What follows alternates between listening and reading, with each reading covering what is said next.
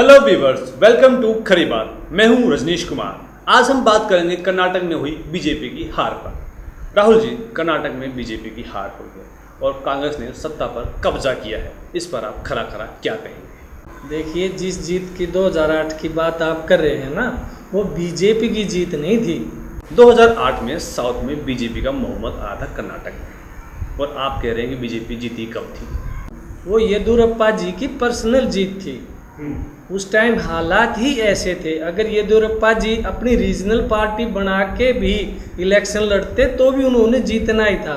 वो एक इत्तेफाक लगा लिए या वो पुराने कार्यकर्ता लगा लिए, वो बीजेपी में थे, इसलिए वो बीजेपी की जीत आप मान रहे हैं और बीजेपी भी इसको अपनी जीत मान के उस टाइम खुश हो रही थी।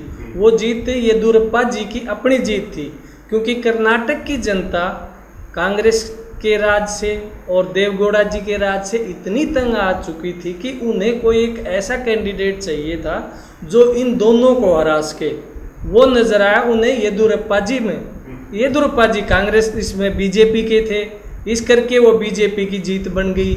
लेकिन वो येदुरप्पा जी की पर्सनल उनकी मेहनत, उनका अपना ही जलवा था जो ये जीत लेके आया था। बीजेपी का इसमें अपना कुछ नहीं था या सेंट्रल लीडरशिप का कोई योगदान नहीं था। उस टाइम बहुत से कर्नाटक के जो वोटर थे ग्रामीण इलाकों में, उन्हें तो बीजेपी का फुल फॉर्म भी नहीं पता था, और सेंटर में बीजेपी का कौन कौन लीडर है या अध्यक्ष कौन है उन्हें ये भी नहीं पता था।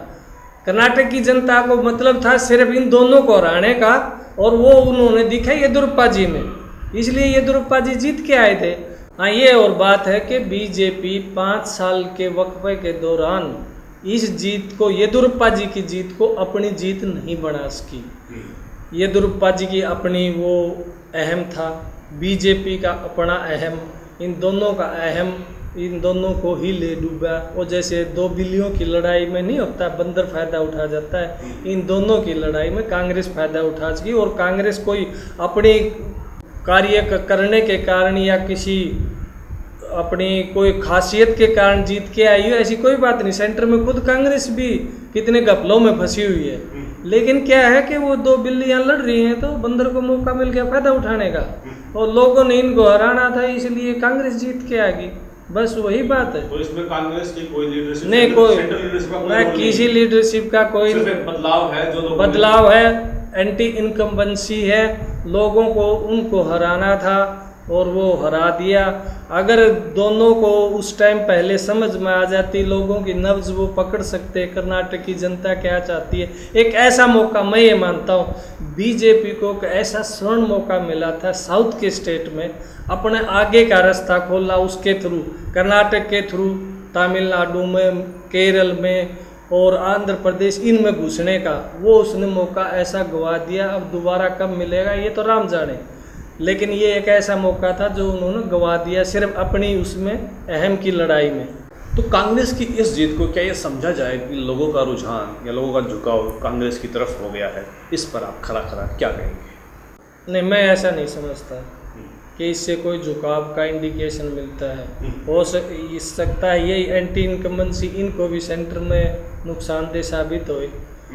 जनता को क्या था, जनता को चाहिए था इसको हराना, बीजेपी को, और वो हराने के लिए उन्हें कोई सशक्त कैंडिडेट, अगर कोई पार्टी दिखाई दी तो वो कांग्रेस थी कर्नाटक में। अगर ये देवगौड़ा जी में इतना होता तो वो उनको भी ज़्यादा जिता देते इस टाइम, लेकिन देवगौड़ा जी अपने दम पे नहीं हरा सकते थे, जनता दल के दम पे। इसलिए कर्नाटक की जनता ने यही बेहतर समझा कि कांग्रेस को ही दोबारा से फिर से सत्ता का मौका दे दिया जाए। इसमें कांग्रेस की कोई अपने काम करने की या किसी लीडरशिप की कोई अपनी खासियत से जीत के आई हो, ऐसा मैं नहीं मानता। सिर्फ ये एक एंटी इनकम्बेंसी थी, वो उनके खिलाफ थी और कांग्रेस को इसका फायदा मिल गया। धन्यवाद राहुल जी। धन्यवाद राहुल जी। खरी बात के आज के इस टॉपिक पर आप अपनी राय हमें कमेंट करके जरूर बताएं और वीडियो को लाइक करना ना भूलें। अन्य विषयों पर खरी बात जानने के लिए खरी बात को आज ही सब्सक्राइब करें। Till then, bye.